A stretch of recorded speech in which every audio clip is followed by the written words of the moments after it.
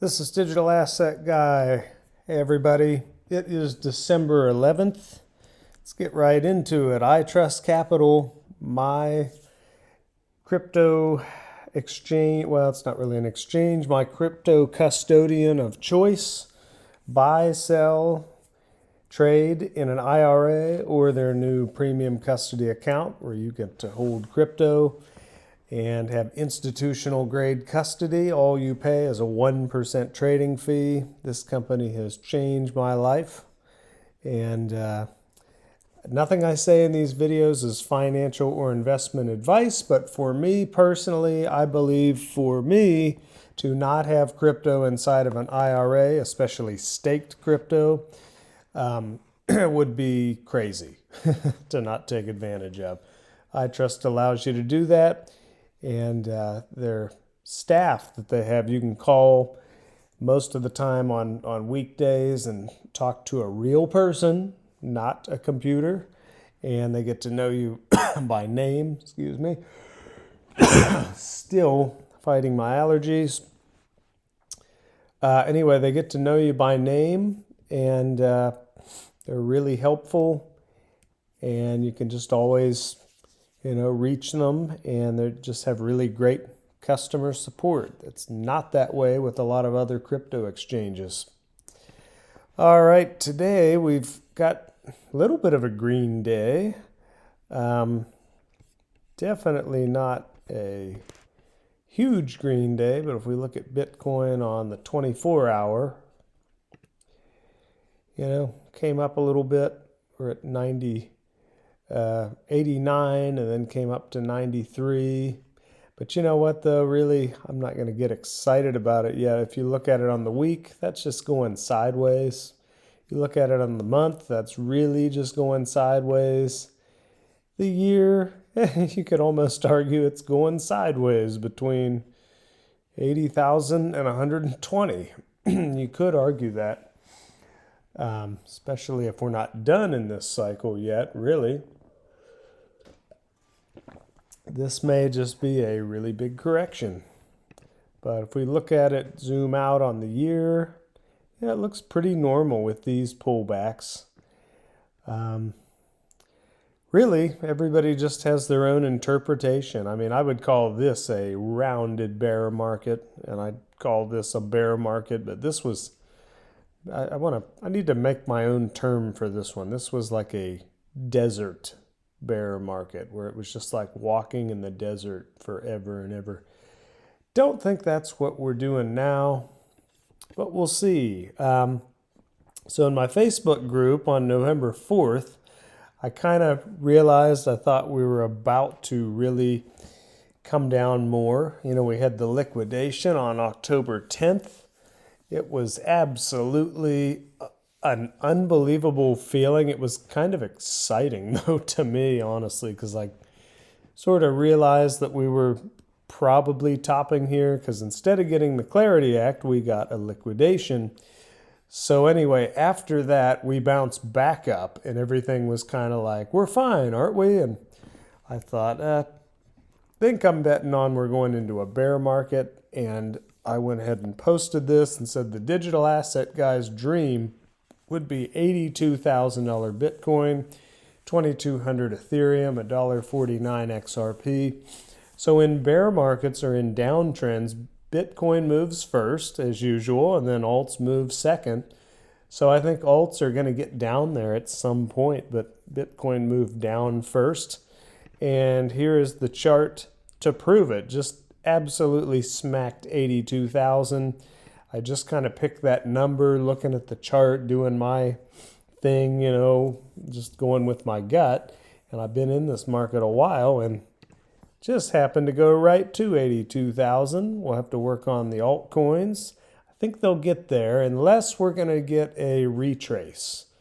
And we're going to go back up around 105 or 10 and then continue on down. Who knows? Maybe they'll pass the Clarity Act all of a sudden, and we'll just go rip-roaring. Here's Tom Lee talking about Ethereum. Ethereum's price is not about what's happening today. It's about the future. And so they shouldn't expect the price to go up every day, but they should invest in that super cycle. And I think that what people get wrong is if you're discounting the future, Ethereum at 5,000 and Ethereum at 3,000, it's still got $100,000 price in the future. Everybody wants instant gratification. They want, Of course. to hit the buy button and the next day they make money. Of course. If not, it's a scam. Yeah. And everyone thinks that over the next 5 years, they'll push the buy button 1,000 times and get 1,000 buy buttons right. I wish I Okay. did that. You're better off investing. Listen to this. I totally agree. A lot of people in crypto, they don't invest. Okay? They don't really invest in it mentally. They don't really believe in it. They think they treat it as a get rich quick scheme, and crypto is not that. It is a brand new technology that's been the most powerful asset class of any of our lifetimes. It's went from 0 to 4 trillion in 15 years. That demands a lot of respect and responsibility. That's not something that you say, oh, I'll get in, and if it goes up a little bit, I'll get out, or what. That's just not gonna be a good way to go with this. But Ethereum, I remember mining it when it was $20 a coin. I never thought we'd get to these prices, but there were people talking about Ethereum. It'll break $1,000 in a year. We said, oh, they're crazy, but we're up to 5,000. I remember when Charles Hoskinson talking about $100,000 Bitcoin seemed impossible. Right here, Tom Lee is talking about $100,000 Ethereum. And Ethereum really, Ethereum, it's almost got a lot more going for it than Bitcoin with the smart contract capabilities, and everything's built on Ethereum. Poly market, where everybody's betting on things, betting on the presidential elections, betting on anything. It's built on the Ethereum. It's like an ERC20 token. I think they still call them that, but it's on the Ethereum blockchain. So just something to think about. Here's Jamie Dimon. I saw this today. I got a real kick out of it. Just take a listen. He's all pro Bitcoin now and blockchain. We moved $16 trillion the other day. In one day, $16 trillion. It goes through our AML systems, our risk systems, sanction systems, fraud systems, OFAC systems. It's cheap, it's fast. So we've always been using technology to do a better job for the client. And we're going to do the same thing in tokenization. So tokenization, blockchain is real. It's been around for quite a while, but now it's becoming more effective, more efficient because people are finding ways to do it faster and cheaper, permissioned or not permissioned. Smart contracts, I think, will probably be real. We're working on stablecoin and a JP Morgan. We have a JP Morgan deposit already. And think of it as a token, which is a deposit. We could pay interest on it. Okay, you get the idea. He's kind of into this blockchain stuff now. Here he was in 2015 talking like this. You're wasting your time. So you think they When the DOJ calls someone up and says that's an illegal currency and it's against the laws of the United States of land, if you do it again, we'll put you in jail, it's over. So you really There's no issue. There will be, and this is my personal opinion, there will be no real non-controlled currency in the world. That really is kind of funny to me. I mean, see, this is the stuff. I've had some trouble with older folks telling me, a couple years ago, crypto, the government will just ban it. That's what's going to happen. I say, I'm sorry, but you're just wrong. And you don't understand the technology. You cannot ban information on the internet. That's what crypto is it's information, it's data that you are the only one, you're the only one that has access to it, essentially, if you hold the private keys, but it's very valuable data. And you can't stop that. I mean, if you have private keys memorized, no one can prove that you have them, and nobody can prove that you don't have them. So, I've even had people close to me who thought they were going to tell me 4 or 5 years ago, oh, this is never going to happen because the government will just ban it. I'm sorry, but that's laughable. And anybody who says that does not have a clue about this technology. You can't do it. the government can't do it. The Chinese government tried to ban Bitcoin and blockchain, and they were wasting so much money going on this silly witch hunt, and they were just wasting so much money they had to backpedal on it. I mean, it's just silly. You cannot take away digital currency. You cannot get private keys out of somebody's brain. But anyway, I just thought that was interesting. I want to take a little trip down memory lane and talk about why I'm such a big believer in Ripple and XRP. Of course, I'm the digital asset guy. I believe in a lot of digital assets, but I'm really into Ripple and XRP. I wasn't always that way, but when I started seeing, how this thing actually works and what Ripple the company does and how they use XRP, the decentralized digital asset, it really started making sense. So we won't watch this whole thing, but this is a video that just kind of illustrates the problem they're solving. In this video, everything about Ripple just makes sense. The company Ripple, from their business model to the people who work there, down to like their graphic designers and their digital marketing, everything is just like totally not normal, almost too good. But just watch this video.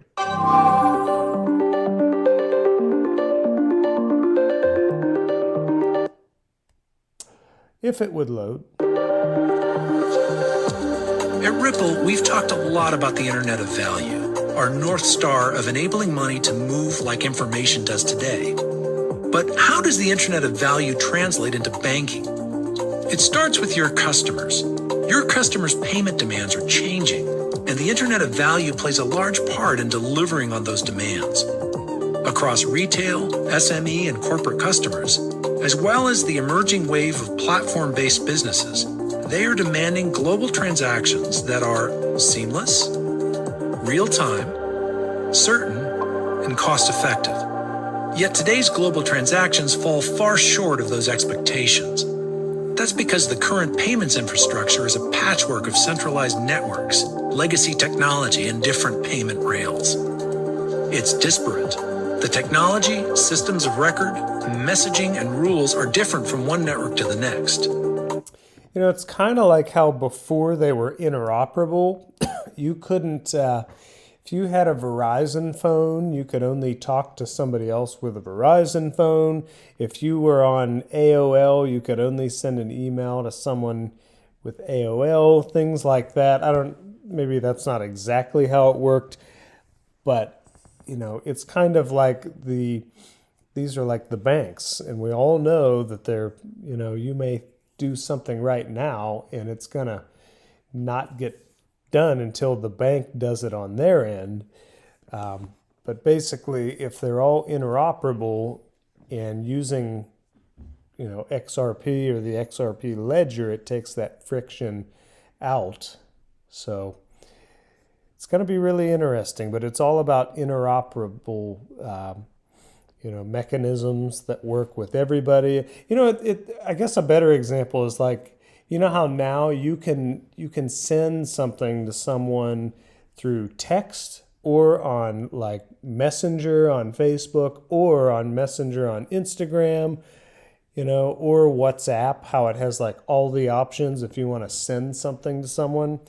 That's kind of like, what Ripple they're envisioning with their business model, where you'll be able to send to anywhere, but it'll be like on the XRP ledger using XRP. And it goes very fast, settled in 2 to 5 seconds, and you don't have all of this friction where you've got to go, through the banking system the way it is. It's kind of the basics of it. It's a lot more complicated than that, but it's all interoperable. So let's listen to, this is an old video of Christine Lagarde back in the day. She mentioned Ripple and Circle, and this was like a big deal where the whole crypto community went crazy, saying she just said Ripple and Circle out loud talking at Paris FinTech Week. To disrupt your business model, you're going to change it, you're going to reduce your cost, you're going to expedite your transactions, and you're going to continue to inspire confidence because you will build that on the basis of an existing backbone, which is your bank and the confidence relationship that you've established with your customers. So that's where I see changes happen. Circle and Ripples and all those, that's where they are active. Circle and Ripples just happen. Circle and Ripples and just happen. Circle and Ripples and all those. If it would let me play the actual sentence that she says, that would be great. Let's try one more time. Customers. So that's where I see changes happen. Circle and Ripples and all those, that's where they are active and helpful. Well, anyway, even though the video kept loading right at the perfect point to ruin it, she was saying Circle and Ripple are, going to play a large part. But that was, I remember that was kind of a really gutsy thing for her to say, the head of the IMF back at the time. Let's see, does it give us a date on this? It was maybe 5 years ago. But anyway, that was one of the major turning points. And then there's another video. Let's see if I can find. Oh, this one was very interesting too. So I think the role of the disruptors, anything that is using distributed ledger technology, whether you call it crypto, assets, currencies, or whatever, and it's far from the Bitcoins that we used to talk about a year ago. It's far from the Bitcoins, So these are just a little trip down memory lane where I first started realizing, oh, this whole XRP and this company Ripple that uses it, maybe this does make sense. So anyway, I know this is old news, but I've got a lot of people on the channel who are new to crypto. Speaking of the channel, look at this. YouTube now allows U.S. creators to receive payouts in crypto stablecoins. Pretty cool. Maybe if I can somehow get enough subscribers and enough views that I'm able to get monetized, maybe I can be paid in a stablecoin. But I think I'd rather just be paid in XRP. That's what I would choose.